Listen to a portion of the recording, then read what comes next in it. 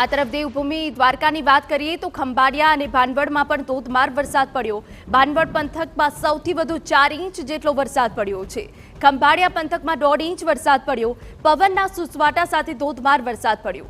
મુખ્ય માર્ગો પર વરસાદી પાણી ફરી વળ્યા।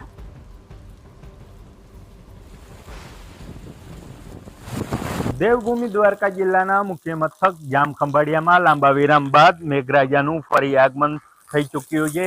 મોડી રાત્રે મેઘરાજા મન મૂકીને વરસતા રામનાથ સોસાયટીનો જે મુખ્ય માર્ગ છે તે મુખ્ય માર્ગ ઉપર હાલ પાણી ફરી વળ્યા છે। સાથે જ જે નગર ગેટ, લુવારસાડ, મોચીસાડ, જોતુર ગેટ સહિતના વિસ્તારોમાં ધસમસતા પાણીનો પ્રવાહ જોવા મળી રહ્યો છે। સાથે જ ખેડૂતો ખુશીનો માહોલ જોવા મળી રહ્યો છે, કારણ કે જે ખેડૂતોનો પાક હતો તે સુકાઈ રહ્યો હતો, તે સુકાવાના કારણે ખેડૂતોમાં ચિંતાનું મોજું ફરી વળ્યું હતું। મેઘરાજાના આગમનથી ખેડૂતોમાં પણ ખુશીનો માહોલ હાલ જોવા મળી રહ્યો છે। જય ગોસ્વામી, TV9 દેવભૂમિ દ્વારકા।